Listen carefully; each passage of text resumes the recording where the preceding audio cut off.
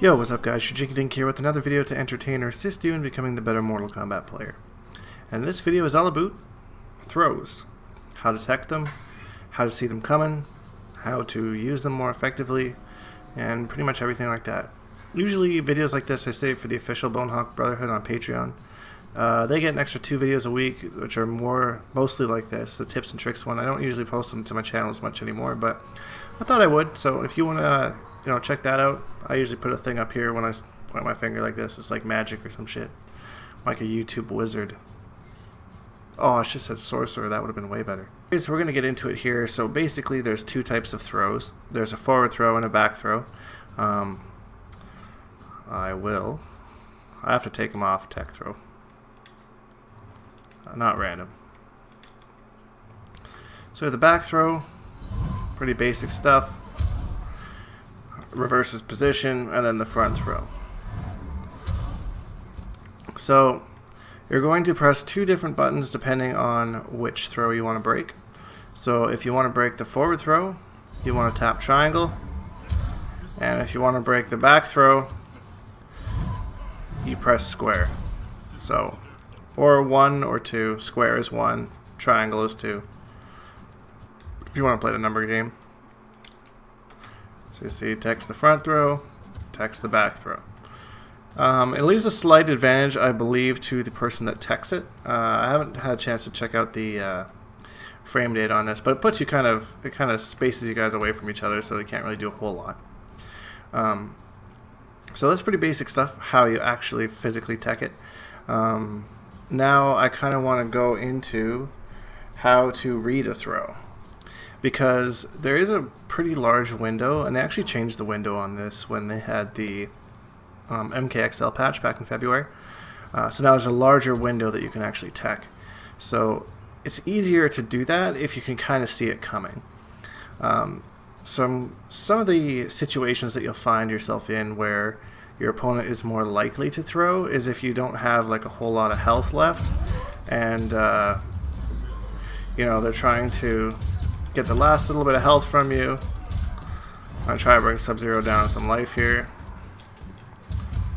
Boom, boom, boom, boom, boom, boom, boom, boom, boom. So if you're somewhere around like this type of life, be very wary of throws. Depending on who you're playing. Like Quan, I have mix-ups, so the throw isn't as important. But especially if you have a breaker. And this is kind of where it goes down to basically try not to find yourself in this position if you can, because your options are kind of limited. But this seems to be an area where a lot of people try to throw, is when they're just trying to get that last little bit of life. They know that their string isn't going to do enough damage on chip, so they try and throw you just to kill you. Oh, I have them on tech mode. Now I look silly.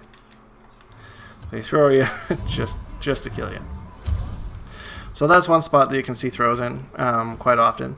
So when you a lot of the times they'll kind of be around here, and they'll dash in and do a throw, or a lot of the times I actually see them just walk in. And when I see somebody walk at me, I'm pretty sure they're going to do a throw. Nobody just like casually walks in and does a mix-up, Get all up in your grill and just start mixing up. Some might, but like 9 times out of 10, they usually walk in and they do a throw. So another spot where you will see throws is when you're in the corner.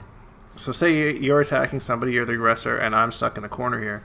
I can reverse position and put you in the corner super easy with a back throw. So you want to be very careful about that. So if I'm the aggressor here, and I'm just aggressing, blah, blah, blah, and I think like they're blocking, and like they block something, and I think they're going to throw afterwards, I always want to have my finger on the back throw button.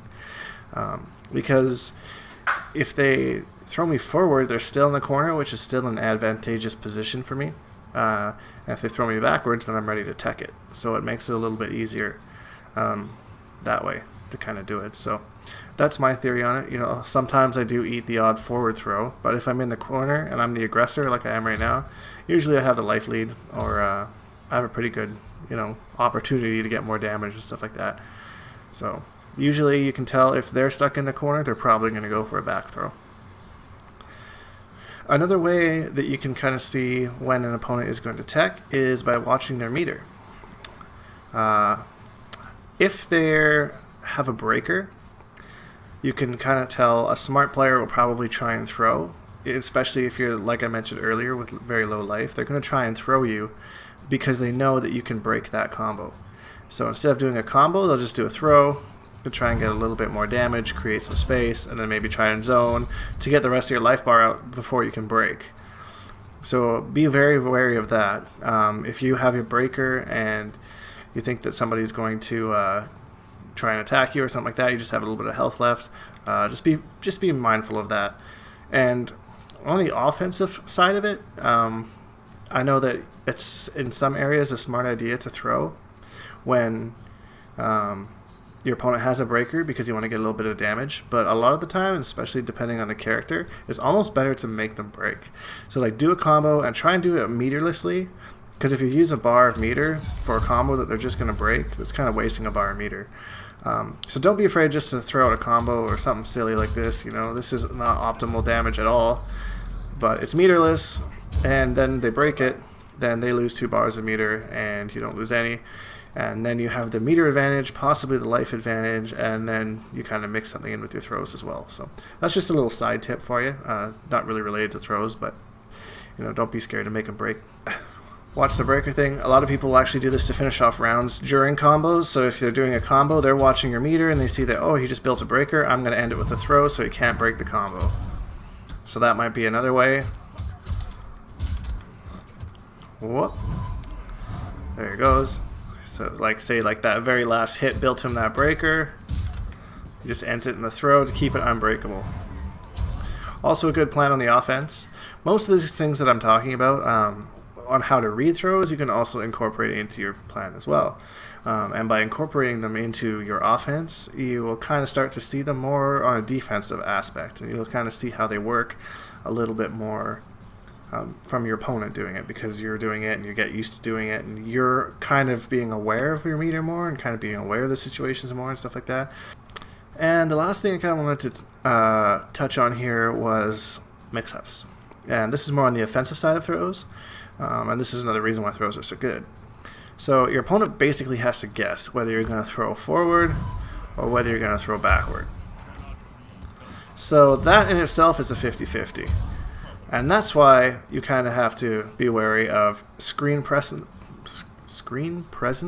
and stuff like that, to kind of see where they're going to go. If I'm like right here and I'm the aggressor, I'm going to throw because it's going to push you farther into the corner, and then I get the advantage to run up and start something. And again, if I'm in the corner, I'm going to back throw. But you can also do it in mix-ups. So take Quan, for example. He has a low attack, low combo starter, an overhead combo starter, and then he has this standing 1, which goes into a low, but you can also stagger it and do overhead. So he has all these 50-50s. So basically, like if I hit you with a trance and I do standing 4 to reset you, now I have the option of overhead, low, low, stagger, or a throw backwards or forwards. So that's like, I don't know, not very good chance of getting out of it, like a 25, 25, 25, 25. You can't even call it a 50-50. It's way more than that. So, and that's why I use the standing 1 stagger a lot, because I could either stagger standing 1 and go into overhead, I could stagger standing 1 and go into a throw, or I could just complete the string and do 1, 2, EX rune, and get a combo. So there's so many different options, and once you start working on using throws in your offensive game, then I think you'll find that your mix-ups are going to get quite a bit better, and you'll get quite a bit more damage. Hopefully you found this useful, guys. We make videos all the time, so subscribe if you like. Hashtag Bonehawks and all that stuff, and we'll see all you guys in the next video.